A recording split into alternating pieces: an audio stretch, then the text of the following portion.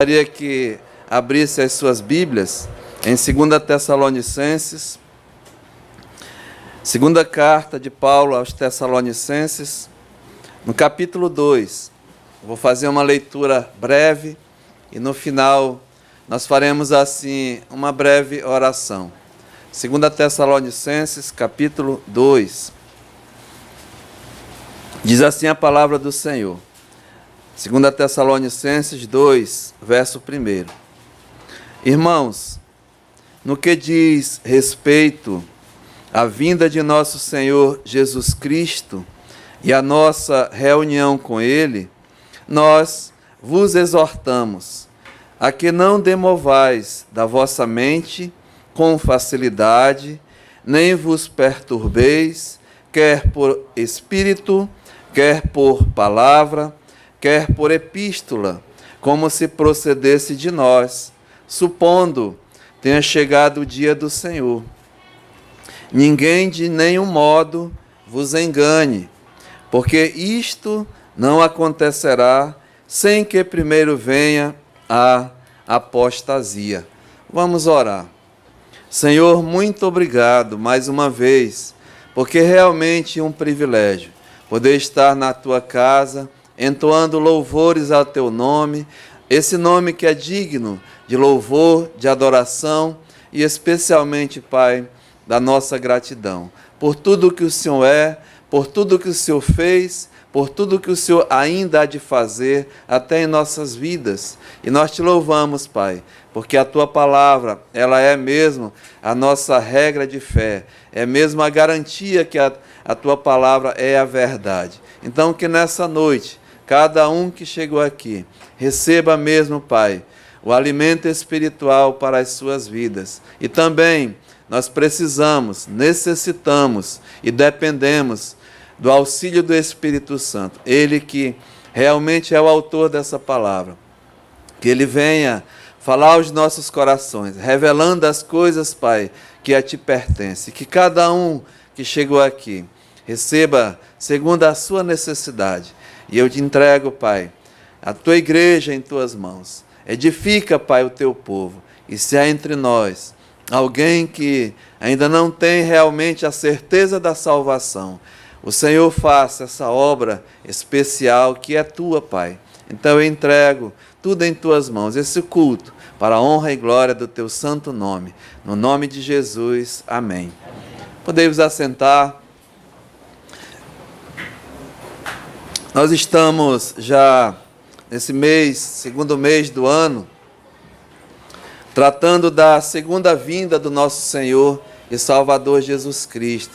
E nos domingos à noite nós dedicamos a falar realmente a vida de Jesus. Quem é realmente Jesus Cristo? A sua primeira vinda a esse mundo, Ele veio, Ele nasceu, Ele foi visto como uma figura humana.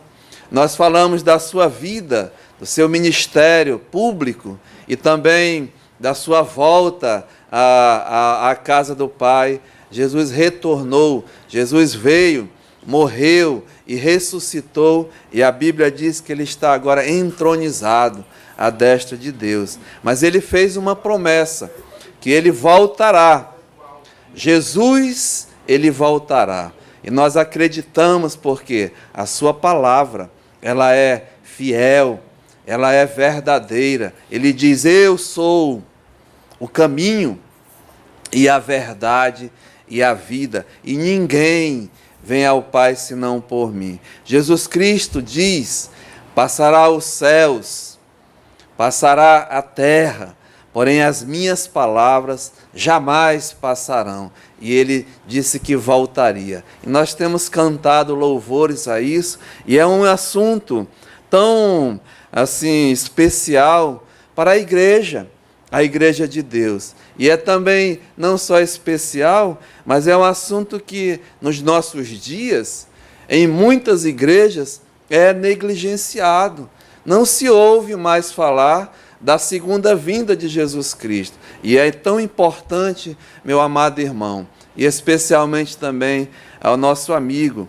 Você pode até, como eu tenho dito, não aceitar ou não acreditar, achar que é uma ficção, é algo inventado, mas eu lhe digo, hoje à noite, mais uma vez, quem está aqui, muito pelo contrário, a tua vida está intimamente ligada com a volta de Jesus Cristo. A sua vida, sim, nesse mundo, aqui nessa terra, o teu futuro e até a tua eternidade. Então é bom, não é? É bom que você saiba, é bom que você esteja mesmo esclarecido a respeito disso, porque para muitos privilegiados, eu diria, não que sejam merecedores, porque diante de Deus a Bíblia diz que Deus não faz acepção de pessoas. Diante de Deus, todos nós somos pecadores. A Bíblia diz que não há justo, nenhum sequer. Então Deus não faz acepção de pessoas, muito pelo contrário.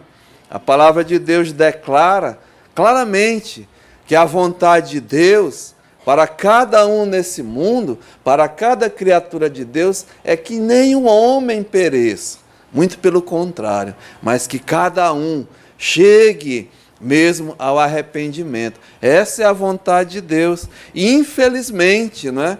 A palavra de Deus, ela está sendo proclamada, ela está sendo pregada, mas muitos não acreditam, não aceitam, não têm interesse. Mas a segunda vinda, eu lhe digo, aliás, não só digo, mas afirmo, não porque eu tenho poder nenhum, mas eu afirmo que é a verdade porque a palavra de Deus realmente declara. E a palavra de Deus, ela é a verdade. E para muitos será motivo de alegria, de felicidade, de consolação. Mas para milhares, eu digo que vai ser motivo de tristeza e até de condenação. E é isso que nós estamos vendo. E Jesus Cristo,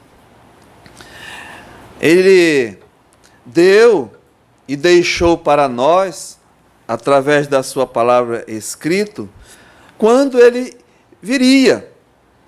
Mas Ele não disse o dia, não disse a hora, e nós também não sabemos. Mas Ele deixou sinais. E é esses sinais que nós estamos mostrando, que estão cada vez mais aí escancarados, né? Cada vez mais se mostrando a toda a humanidade, mas muitos não estão percebendo. Mas ele disse que, como estaria mesmo, e eu separei assim em 4 grandes blocos, né? Como estaria o mundo em que nós estamos vivendo, tanto a parte física, a natureza, o universo, tudo mesmo está assim relacionado com a segunda vinda, a parte da criação. Como estaria também agora os homens, as criaturas vivendo nesse mundo. Como estaria também até a igreja professa, a igreja que se diz de Deus nesse mundo. E como estaria o povo escolhido por Deus, a nação Israel. E nós vamos mostrar na Bíblia que são duas coisas bem distintas. O povo de Deus como uma nação e a igreja de Deus como um povo também especial, a noiva de Jesus Cristo. E aqui nós chegamos nessa parte de como estaria mesmo a igreja no mundo. E em benefício até, eu estou vendo amados que até não têm acompanhado, mas só mencionar, não é?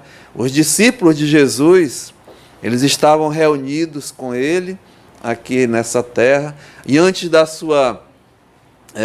do seu martírio, antes de Jesus ir ao Calvário, ele mesmo, assim, intimamente, com eles, ele conversou e falou a respeito do futuro, né? Que nós chamamos em teologia a escatologia, as coisas futuras, aquilo que há de acontecer. E ele falou, e os discípulos perguntaram, porque eles estavam levando o Senhor Jesus para visitar as construções ali no templo em Jerusalém. E Deus, o Senhor disse, olha, vede, né?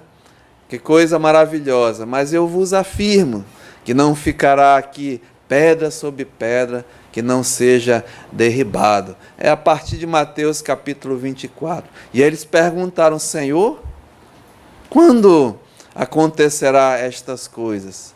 E que sinal haverá da tua vinda e até da consumação dos séculos? E Jesus assim respondeu. E ele deixa uma palavra que eu tenho mostrado assim e falado mesmo abertamente. Ele diz: vede, né, que ninguém vos engane em relação a esse assunto. E haverá muitos que falarão e virão em meu nome e enganarão a muitos, dizendo que é o dia que já chegou, mas veja, cuidado, né? Não deixa ninguém te enganar. E assim, muitos negam até deliberadamente sobre a vinda de Jesus Cristo. O apóstolo Pedro, escrevendo na sua carta, ele diz, né, olha, muitos dizem, mas desde que eu me entendo como gente, desde que nossos pais dormiram, esse mundo continua do mesmo jeito, nada mudou. E aí Pedro diz, porque esquecem, negam deliberadamente que um dia Deus assim exterminou esse mundo, toda a criatura, em um só dia, né? Em um só momento, com o dilúvio, quando veio as águas do dilúvio e Deus abriu as portas dos céus, as comportas da terra e choveu copiosamente durante 40 dias e 40 noites. E ali salvou-se, somente escute, 8 pessoas, Noé e a sua família. E toda aquela geração foi mesmo, pereceu. Deus exterminou, porque não acreditaram na sua palavra. E aí Pedro diz, olha, assim como foi, né, nos dias de Noé, assim também vai acontecer. Não só Pedro, mas o próprio Jesus falou, como foi nos dias de Noé, como foi nos dias de Ló. Então são fatos reais, provados pela história, até pelos cientistas, né? Que houve sim, e isso aconteceu. Uns negam mesmo deliberadamente, outros até ensinam erradamente, criam confusão demais, criam divisões, criam problemas até entre igrejas, entre denominações, porque vai ser assim, porque vai ser assado, não é assim, não é bem assim. Eu afirmo, irmãos, a vinda, e nós estamos vendo, a vinda de Jesus não é para ser motivo de discórdia, motivo de confusão, motivo mesmo de racha entre irmãos, mas a Bíblia diz que é a bendita esperança, é um motivo de consolação para o povo de Deus. Então Jesus Cristo, ele disse que viria, né? Mas nós não sabemos nem o dia, nem a hora. E ele afirma mesmo em Mateus capítulo 24, porque esse dia e essa hora ninguém sabe, nem os anjos que estão no céu, nem ele mesmo, nem o Filho, porque está reservado, é de total autoridade do Pai. Então Deus sabe, né? Mas ele deixou os sinais e ele disse, olha, como estaria o mundo? E lá descreve, eu mostrei vários versículos e passagens. Então, quando os ouvires guerras, rumores de guerras, fomes, pestes, epidemias, e nós temos visto isso no nosso mundo. É uma realidade, né? Coisas espantosas acontecendo, terremotos, fomes, e etc, né? O mundo mesmo, a criação tremendo, gemendo, até como dores de parto, aquela que está para dar à luz. E vede que isso é o princípio das dores. Ainda não é o fim. É necessário que tudo isso aconteça. E os homens, como eu citei ainda agora, né? Jesus disse, olha, vede como foi nos dias de Noé, assim também estariam os homens na mesma situação. E nós lemos, mostramos, quem tiver interesse depois, Gênesis capítulo 6 descreve, né? A criação de Deus, o homem, o coração do homem estava mesmo totalmente, a Bíblia diz, decaído, depravado. Todos os desígnios do seu coração era realmente para o mal. E a Bíblia diz que Deus olhou e se arrependeu até de ter criado o homem, disse: vou exterminar da face da terra toda a criação. E realmente fez. Achou um homem, né? Noé, a quem mesmo achou graça diante de Deus. Porque Noé era um homem justo, um homem sincero, um homem que se desviava do mal, um homem mesmo temente a Deus. E a Bíblia diz que Deus usou esse homem, e através dele, durante 120 anos, a pregação dele foi a construção da arca, né? E deu o tempo certo de Deus. Deus ali colocou dentro da arca a família e um par de cada animal dessa terra. E fechou, foi Deus que fechou a porta da arca. E caiu o juízo de Deus. E restou somente 8 pessoas nesse mundo. E Jesus disse: assim como nos dias de Noé, como eram os dias, os homens estavam. Ele diz lá, andavam fazendo os seus próprios afazeres, com as suas próprias preocupações, casavam, comiam, bebiam, negociavam e não perceberam. Esse é o fato principal. Não perceberam os acontecimentos. Como foi nos dias de Ló também, estavam mesmo olhando as coisas terrenas, o seu bem-estar, o seu pecado, fazendo a sua maneira, até mesmo não dando conta, né? Não se preocupando nada com o que é de Deus. E a Bíblia diz que veio mesmo o dilúvio, veio mesmo a saraiva de fogo e repentinamente. E assim como foi nos dias de Noé, nos dias de Ló, será. Quando ninguém espera. Lá em Tessalonicenses, Paulo diz: olha, quando ouvirdes falar, né, em paz e segurança, cuidado, são sinais, irmãos. Os homens, o apóstolo Paulo fala para Timóteo: dias difíceis os últimos dias. Os homens seriam tem uma relação grande. Egoístas, avarentos, escarnecedores, não tementes a Deus, amantes dos prazeres, inimigos de Deus, desobedientes aos pais, e etc, né? Então é assim, e nós observamos isso, cada vez mais o mundo está assim, e os homens estão assim. Mas aqui tem uma coisa muito importante também, né? O terceiro bloco de coisas, e aqui está. O Paulo diz aqui a essa igreja: olha, irmãos, falando com os crentes ali em Tessalônica, no que diz respeito à vinda de nosso Senhor Jesus Cristo e a nossa reunião com Ele. Essa é a bendita esperança. Eu creio que em breve eu vou estar com o meu Senhor, eu vou me reunir com Ele. Não porque eu fiz nada para merecer isso. Aliás, nenhum de nós aqui, nenhum homem fez por merecer se reunir com Cristo. Mas Ele que fez por nós. Ele fez tudo por nós. E nós, assim, muitas vezes o desprezamos, né? O rejeitamos. Ele deu a sua vida. Aliás, a sua alma em resgate das nossas almas. O justo morreu por ti, por mim, os injustos, para nos levar até a Deus. E é somente esses, os salvos, os crentes, que vão se reunir com Ele. Não por merecimento nenhum, como eu estou dizendo, mas nos méritos do nosso Senhor e Salvador Jesus Cristo. E sabe como é que você faz? Aliás, que você deve fazer para receber esse presente até da salvação? É confiar, acreditar na palavra de Deus.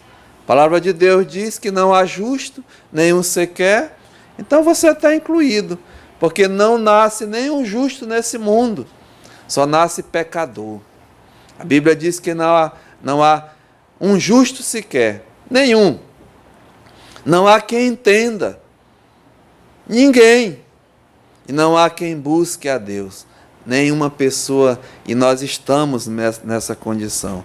A Bíblia diz: todos pecaram e separados estão, carecem mesmo da graça, da glória de Deus. Então é Ele que faz. E como nós devemos fazer isso? Acreditando nessa palavra, reconhecendo por quê?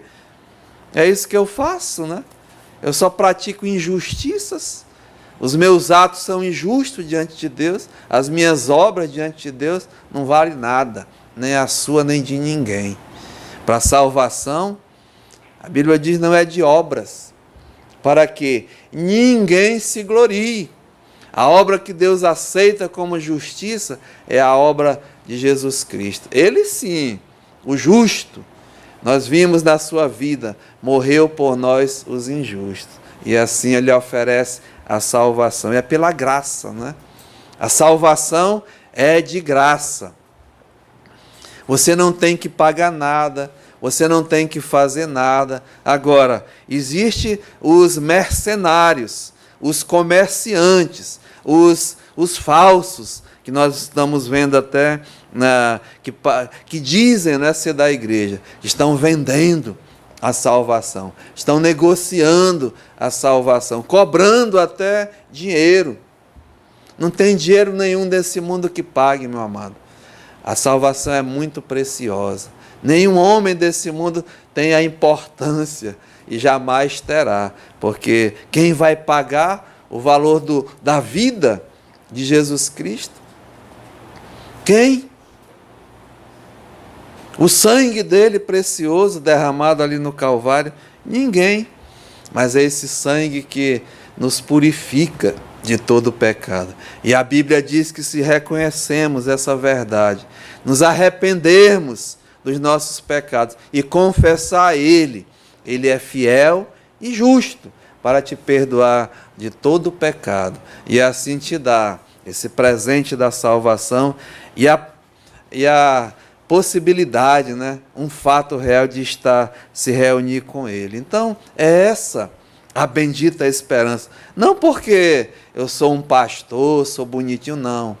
Eu digo sempre que, entrando ali naquela porta, só entra pecador, do qual eu sou o principal. Só tem pecador aqui, essa congregação. Não tem nenhum bonzinho, nenhum bonitinho, não. Diante de Deus, todos pecaram. Mas Jesus Cristo te oferece, né, de graça, a salvação. E aqui diz, olha, irmãos, no que diz respeito à vinda de Senhor Jesus Cristo e a nossa reunião com Ele, nós vos exortamos a que não vos demovais da vossa mente. Ou seja, o que o Paulo está dizendo? Fica com isso na tua cabeça, né? A tua vida, não tira, não deixa ninguém tirar isso de você, porque é muito precioso, irmãos. E ele diz por quê, olha, não vos demovais da vossa mente com facilidade, nem vos perturbeis. Não fica perturbado, né, ou atarento, ou assim, indeciso, não. Quer por espírito, ou seja, por algo que é de palavras, é coisa humana, né, de conversa fiada, diz, quer por palavras de homens, quer por epístola, como se procedesse de nós, supondo tenha chegado o dia do Senhor. Ou seja, nessa igreja havia gente, até espírito, né, pessoa, palavra, escrita, falando dessas coisas e até insinuando que já tenha começado e chegado o dia do Senhor. Mas Paulo aqui, olha, corta logo. E tem muitos até hoje em dia dizendo, falando dessas coisas, então tem que ter muito cuidado. E ele diz, olha, ninguém,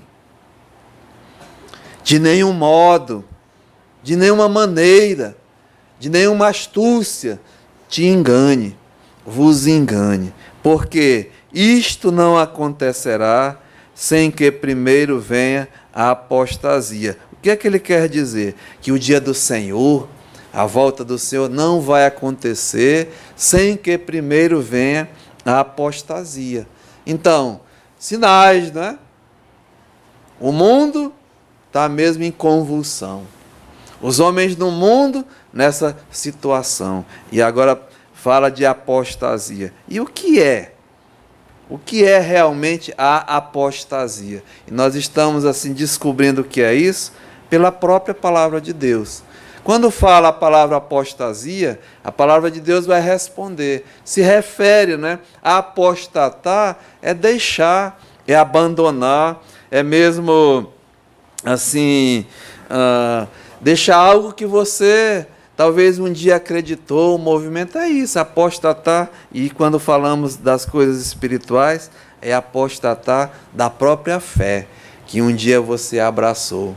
Um dia você confessou até diante de um pastor, de uma igreja, que disse, né? Eu creio em Jesus Cristo, eu estou salvo por Jesus Cristo. Aí começa a apostatar, ou seja, negar aquilo que você professou.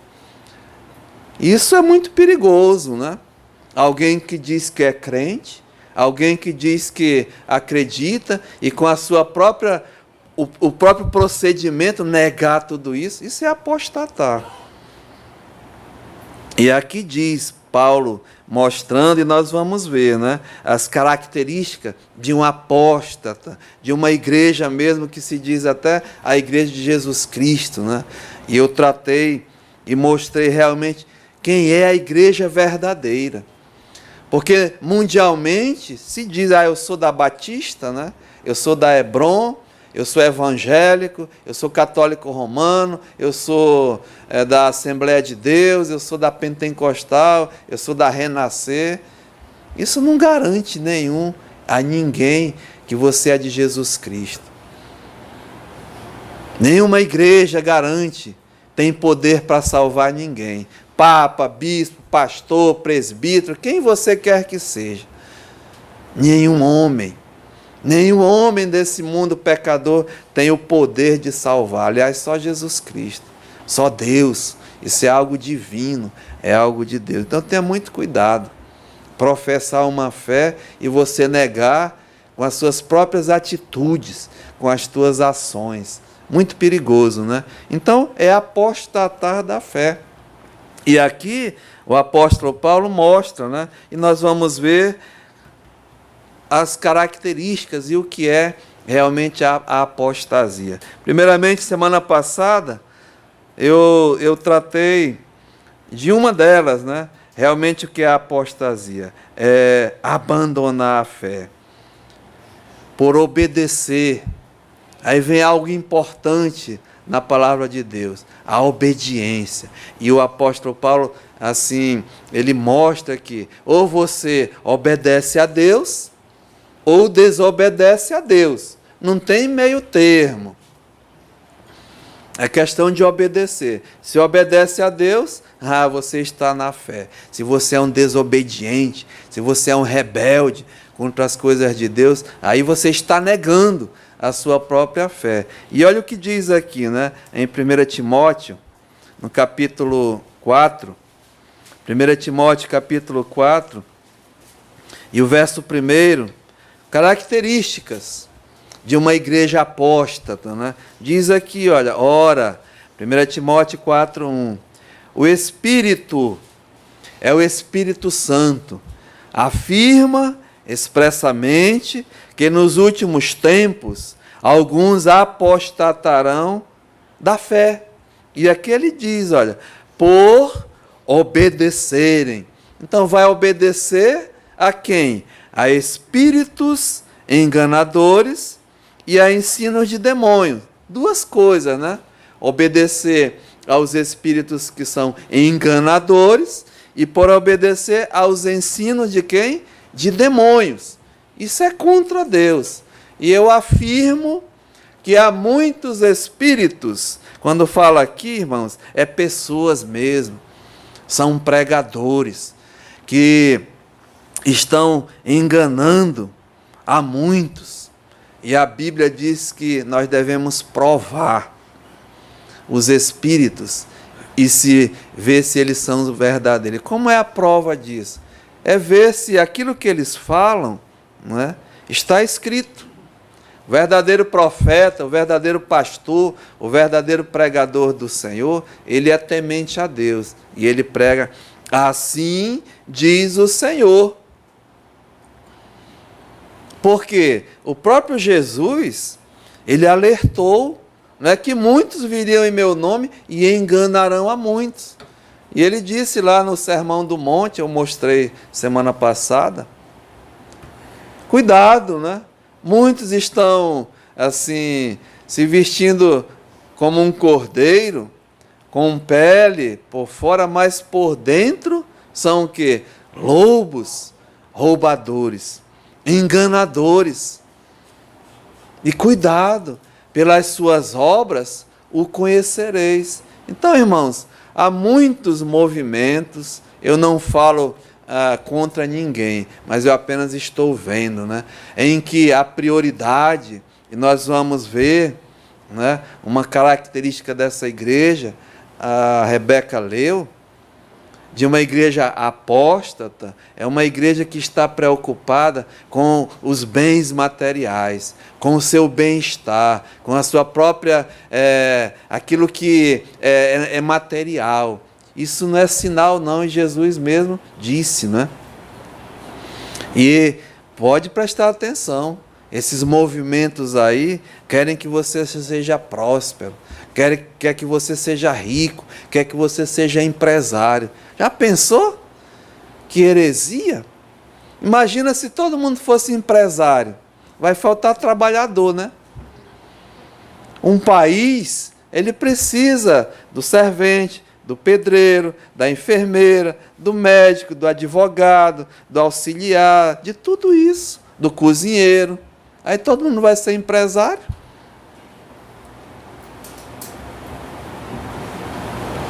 São coisas que a gente fica pensando, né? E Jesus disse, olha, nem todo o que me diz Senhor, Senhor, entrará no reino dos céus, mas aquele que faz a vontade do meu Pai que está no céu. E pelos seus frutos os conhecereis. Sabe, irmãos, estão montando e realmente acumulando verdadeiros impérios, chamado igreja, né? Grandiosos patrimônios, helicópteros, prédios, aras, mansões, imensas catedrais, riquíssimos, riquíssimos. Mas eu lembro que quando Pedro e João, no início da igreja, depois de uma pregação que se converteu 3.000 pessoas. Olha o poder, não é? 3.000. Num dia. A igreja de Pedro não, né? A igreja de Cristo. 3.000 se converteram num dia. E Pedro foi orar com João no templo e encontrou um mendigo. E ele pediu uma moedinha. Imagina o Pedro, ele botou a mão no bolso e falou, eu não tenho ouro nem prata. Não tenho. Mas uma coisa, essa eu tenho e eu te dou. Em nome de Jesus, levanta, né? Pedro não tinha prata nem ouro, mas tinha o poder do Espírito Santo. E é o que está faltando, irmãos. Hoje em dia, em muitas igrejas, o poder do Espírito Santo. E Deus não se compraz com o pecado, isso eu lhe digo, né? Está totalmente enganado. Alguém que se diz crente, que acha que está na prática do pecado. Como é que Deus vai abençoar? Como eu estava mostrando hoje de manhã, que comunhão há entre luz e trevas? Não, é impossível, né? Não tem possibilidade nenhuma. Mas tenha muito cuidado, que não te engane. Então, os espíritos enganadores, e diz mais aqui, né? Os ensinos demoníacos, ensinos de demônios, no meio das igrejas pregando. E aqui ele diz, olha, pela hipocrisia dos que falam o quê? Mentiras. Falam descaradamente mentiras, mas você acredita porque acha que aquele homem lá todo bonito, com anelzão, todo não sei o quê, gordão, fui empossado, sou o presidente da não sei da onde e sou o representante de Deus. O diabo é mentiroso, irmãos. Não olha pela aparência, né?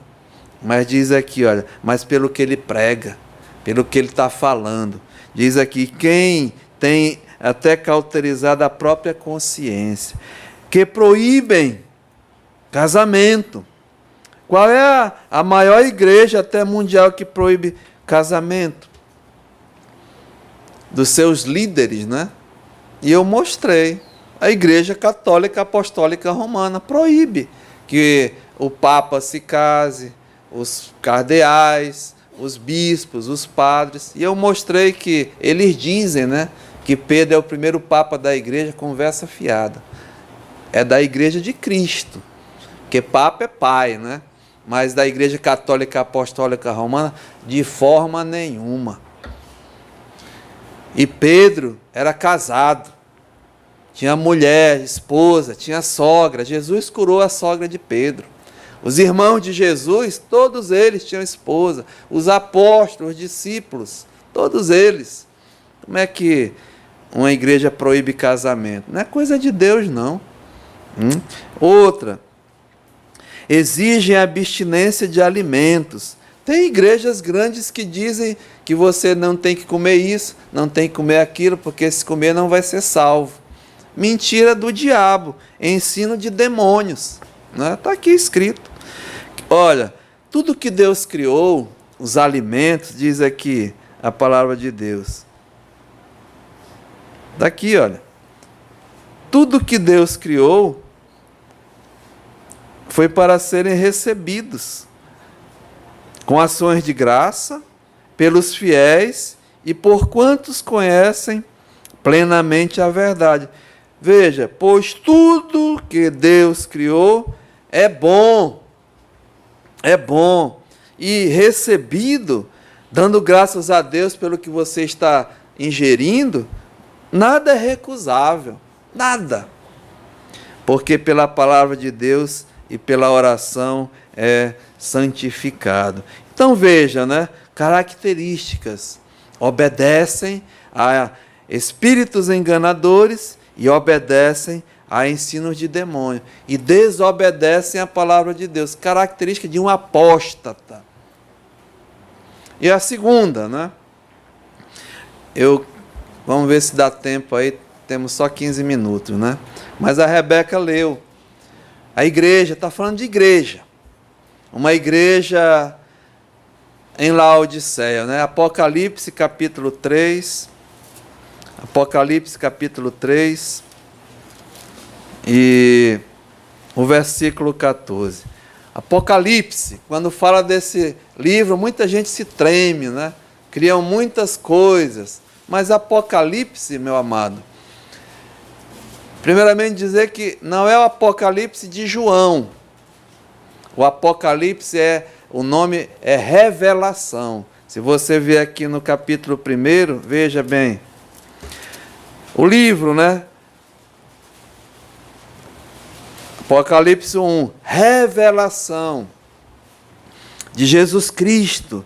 Veja, que Deus lhe deu. Foi Deus que deu para Jesus essa revelação, para mostrar a quem? Aos seus servos. A você hoje à noite aqui, que é servo de Jesus Cristo. As coisas que em breve devem acontecer, não é? E que ele, enviando por intermédio do seu anjo, notificou ao servo João. Então Deus usou, não é, o João como um servo para o quê? Notificar, para escrever. E ele diz, olha, o qual atestou a palavra de Deus e o testemunho de Jesus Cristo, quanto a tudo o que viu. Então, tudo que está escrito aqui é testificado por Jesus Cristo, né? Foi dado por Deus e escrito, e fica bem certo, né? Que essa é a mais pura verdade. E ele diz aqui, olha, o verso 3, bem-aventurados, ou seja, você hoje à noite é uma pessoa que pode ser, né? Feliz realmente, mas tem uma condição. E aqui está nesse livro. Olha, aqueles que leem, isso não quer dizer que você é feliz, não. Aqueles que ouvem as palavras da profecia, isso não quer dizer que você é feliz, não, porque muita gente lê e muita gente ouve, mas para ser feliz, diz aqui, olha, e guardam. Isso faz uma tremenda diferença, né? Não só ler, não só ouvir, porque muita gente lê e ouve, como diz aquele ditado, entra por um buraco, sai por outro, né? Mas aqui é o segredo, que guardam as coisas escritas, pois o tempo está próximo. O tempo está próximo, meu amado. E diz mais, né? Em conexão, veja no final do livro aqui, Apocalipse capítulo 22, a importância dessa revelação de Deus para ti hoje à noite. Diz mais aqui, olha, Apocalipse 22, 18. Eu, a todo aquele que ouve as palavras da profecia deste livro, testifico. Se alguém lhes fizer qualquer acréscimo, Deus lhe acrescentará os flagelos escritos neste livro. Se você quiser saber quais são os flagelos desse livro, meu amado, são coisas terríveis. Assim, só para pincelar, né? Aqui esse livro diz que haverá uma segunda morte. Já pensou? Você só conhece a primeira morte, né? Essa que você vai morrer. E aliás, tem gente que acredita que vive como se nunca fosse morrer. Você vai morrer uma vez. Mas esse livro diz que haverá uma segunda morte. A morte eterna. O lago de fogo e enxofre. Aonde vai para lá, sabe quem? A morte. A morte, declaradamente na Bíblia, ela é um inimigo de Deus. E vai ser eliminada. O diabo, Satanás, os seus anjos, o inferno, tudo isso. E vai para lá, sabe quem? Todos aqueles que rejeitam a palavra de Deus. E Deus dá uma relação grande. Todos os pecadores que rejeitam. Ele qualifica lá, mentirosos, mentiroso. Quem mente? Já pensou? E aí, classificaram mentira, né? Tem a mentira branca, a mentira leve, a mentira não sei o quê. Tudo é mentira. Mentiroso vai para o lago de fogo e enxofre, para o inferno. E aqui diz, né? Aquele que acrescentar alguma coisa nesse livro, né, os flagelos escritos neste livro, Deus vai colocar. Verso 19, e se alguém tirar, acrescentar ou tirar, qualquer coisa das palavras do livro desta profecia, Deus tirará a sua parte da árvore da vida, da cidade santa e das coisas que se acham escritas neste livro. Aquele que dá testemunho destas coisas diz, isso aqui, meu amado, é Jesus Cristo, né, que dá testemunho dessas coisas. Sabe, eu tô indo com calma, porque eu estou muito temeroso. Creia na palavra de Deus. Jesus Cristo, Ele tem o poder de lançar uma alma no inferno. É Ele. Isso é muito assim, eu fico tremendo. Você pode estar saindo daqui indo para o inferno. Eu não estou sendo grosso, eu estou te avisando, eu estou te alertando. Porque a palavra de Deus, o Evangelho de Deus, ele salva, mas ele também condena. E condena muito mais até do que salva. Quantos já passaram aqui escutando a palavra de Deus e saíram daquela porta e eu não sei para onde foram, né? Mas foi pregada a verdade. E diz aqui, certamente, venho sem demora. Ele vai vir. Jesus Cristo vai vir. Não é um filme de Hollywood, não, que é ficção, né? Não é um roteiro aqui de alguém que imaginou. É Ele. Ele vai vir. Então, meu amado, aqui diz a revelação de Jesus Cristo. E eu estou fazendo essa introdução porque é Ele que está falando à igreja, não é? E nós vamos identificar essa igreja aqui, volte lá, Apocalipse capítulo 3 e o versículo 14. Uma igreja mesmo apóstata, com o seu procedimento. E aqui está mesmo a característica. Diz assim, olha, ao anjo da igreja em Laodiceia escreve. O livro de Apocalipse, ele é um livro profético, né? E quando nós estamos assim estudando e adentrando nele, tem que entender isso. E cria-se também um monte de confusão, ensino errado. Mas é bem claro aqui, volte um pouquinho no capítulo 1, e diz assim, olha, Jesus mandando o João escrever, né? No capítulo 1 e o versículo 19, ele diz assim, olha, escreve, pois, as coisas que viste.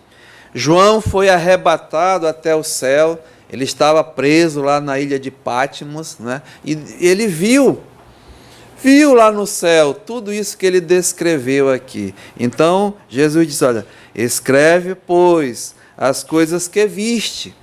E diz, as coisas que são, né? As coisas que estão acontecendo. E as coisas que hão de acontecer depois destas, ou seja, coisas para o futuro. Né? Coisas que ainda iam acontecer. E tem muitos que dizem que nós já estamos vivendo, já coisas do Apocalipse que já passou, enfim. Né? Olha só o perigo, né? Mas aqui diz, volte lá à frente, né? Apocalipse capítulo 3, verso 14. Ao anjo da igreja de Laodiceia, ou seja, é ao líder, ao pastor. E aqui, irmãos, se você prestar atenção, são 7 cartas que que Jesus Cristo mandou escrever e João enviar às 7 igrejas.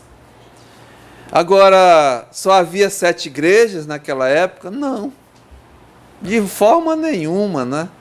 Havia muito mais, mas Jesus Cristo fez questão de escolher 7 igrejas, que estava acontecendo aquilo naquela igreja, naquele momento, mas também no futuro acontecer as outras. Por quê? Por que eu afirmo isso? Sem nenhum medo, que é para a igreja de hoje. Porque está escrito aqui em capítulo 22, aliás, no versículo 22. Olha o que Deus manda dizer. Apocalipse 3, 22. Quem tem ouvidos, né? Ouça o que o Espírito diz às igrejas. Então não é só para a igreja de Laodiceia, mas é para todas as igrejas. E, irmãos, nós não temos tempo, né? O tempo já foi. Mas olhe, nós vamos olhar isso com bem carinho, mas aqui está uma característica da igreja. E é a última igreja. E eu acredito que representa, simboliza a igreja de Laodiceia lá naquele tempo e a última igreja, essa que nós estamos agora até nos nossos tempos. Por quê? Diz aqui, olha, eu vou ler, mas não vai dar tempo não, mas vamos ler. Ao anjo da igreja em Laodiceia, escreve, estas coisas diz o Amém, é Jesus, né? A testemunha fiel e verdadeira, o princípio da criação de Deus. Verso 15, conheço as tuas obras. Jesus está dizendo o seguinte, eu te conheço, né? E Ele te conhece nessa noite. Ele sabe quem tu és. Ele conhece todas as tuas obras, aquilo que tu estás praticando, aquilo que tu estás fazendo, e tu dizes que é dele. Tu dizes que é da igreja de Jesus Cristo. Então, ele te conhece, né? Sabe quem você é. Eu posso não te conhecer. Um irmão pode não te conhecer, assim, superficialmente, né? Mas ele te conhece no fundo do teu coração. E ele conhece as tuas obras, aquilo que tu estás fazendo, aquilo que tu estás praticando. Que nem és frio e nem quente. Quem dera fosse frio ou quente, ou seja, é um morno, né?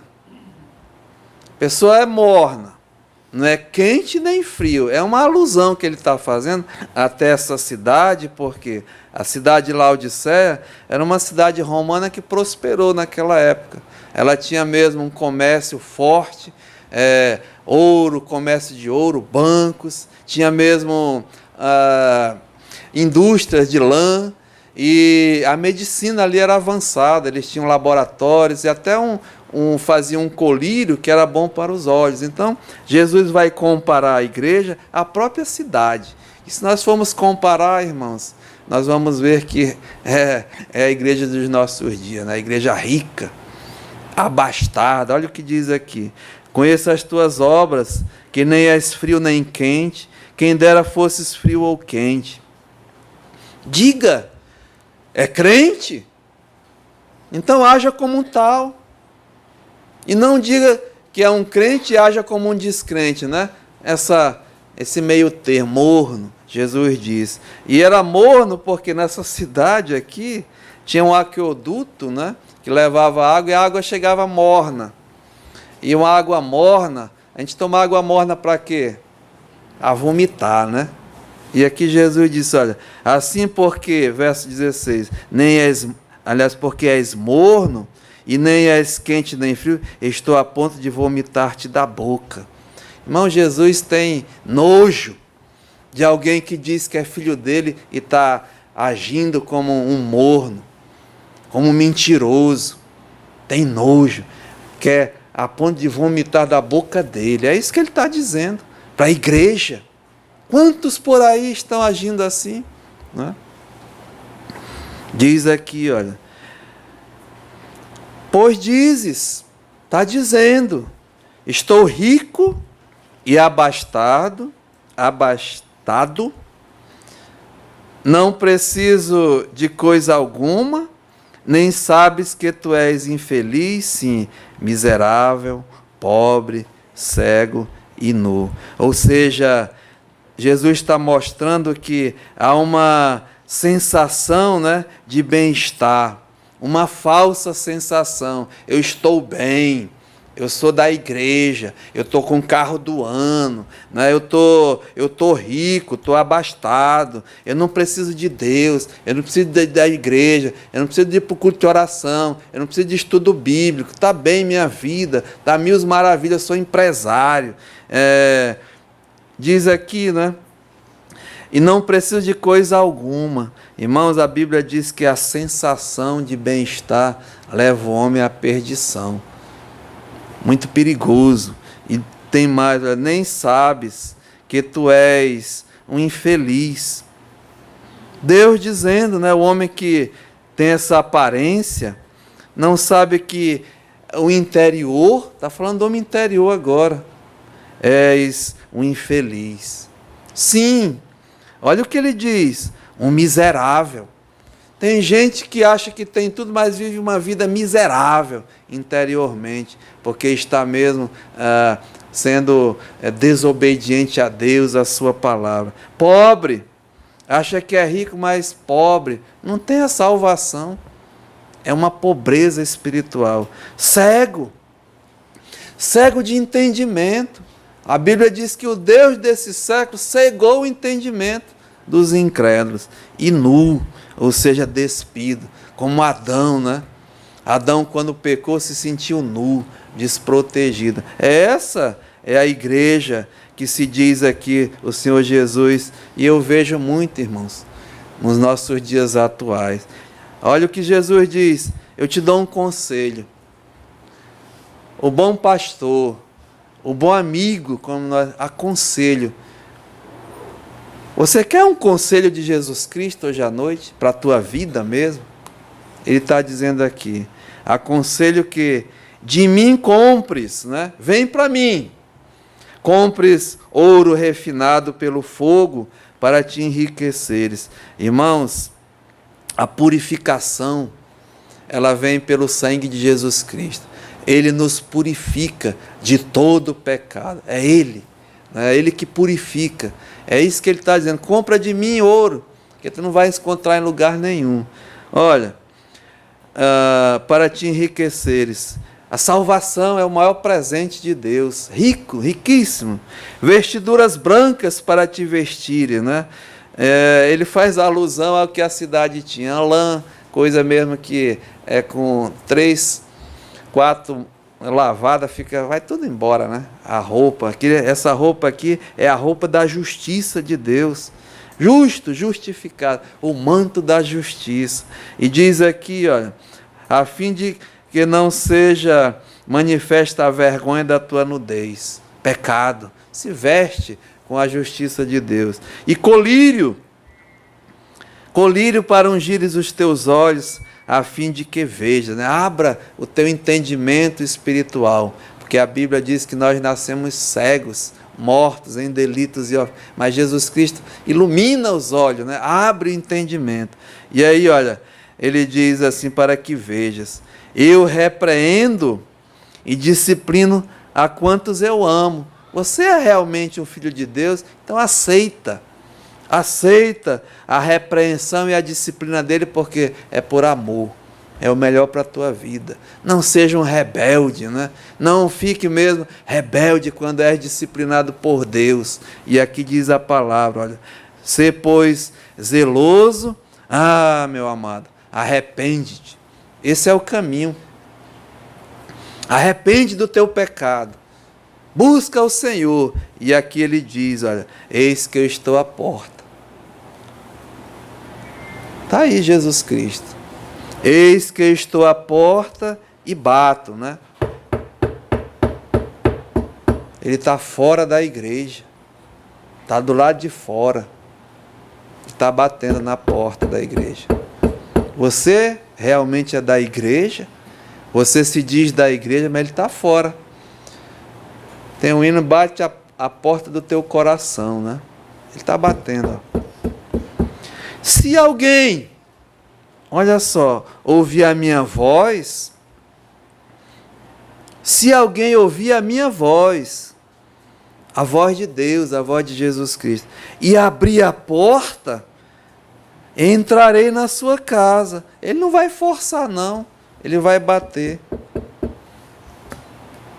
É você que tem que abrir a porta do teu coração para Jesus Cristo, através do teu arrependimento, através da tua confiança. Ele diz, aí eu entrarei, né? Eu entrarei na tua casa e cearei com ele e ele comigo. Meu amado, a palavra de Deus é bem clara, né? E terminando diz ao vencedor. Você vai ser um vencedor só se confessar, se arrepender, entregar a sua vida a Jesus. Diz, dar-lhe-ei, olha só, né? Ele promete aqui, dar-lhe-ei sentar-se comigo no meu trono, assim como também eu venci e sentei com meu Pai no seu trono. A vitória, irmãos, a alegria de estar com Jesus Cristo para sempre. Quem tem ouvido agora, ouça, né? Mas esse ouvir aqui, amado, é um ouvir eficaz, né? Abre a porta do teu coração, tira toda a tua raiva, todo o teu rancor, a tua rebeldia e confessa a Jesus o seu pecado. E vem a Ele, e Ele diz aqui, é fiel e justo para te perdoar. Quem tem ouvidos, ouça o que o Espírito diz às igrejas. E hoje à noite, que dia é hoje? 14 de fevereiro de 2016, a Igreja Hebron está repetindo o que Jesus disse. É para nós hoje à noite. Abre a porta do teu coração e deixa, né, Jesus curar a tua alma. Confessa os teus pecados, arrepende, entrega a tua vida, confia nele. E ele diz que de maneira nenhuma eu lançarei fora os que vierem a mim. Que Deus te abençoe, Pai. Eu te louvo, Senhor. Nós mesmos somos gratos a Ti nessa noite, porque nós entendemos, Pai, que a apostasia chegou na igreja. A igreja mesmo que se diz professa do Senhor.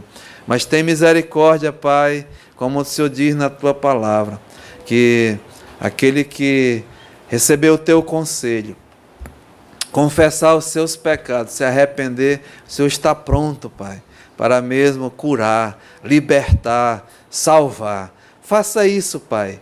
Não permita que o inimigo, a carne, o mundo, tenha vitória, mas que o Senhor seja o vitorioso. E alguém aqui nessa noite possa mesmo, até que se diz da igreja, confessar, se arrepender e deixar. E que ainda não é, Pai, possa mesmo entregar a sua vida ao Senhor. Aceita nossa sincera gratidão. No nome de Jesus, amém.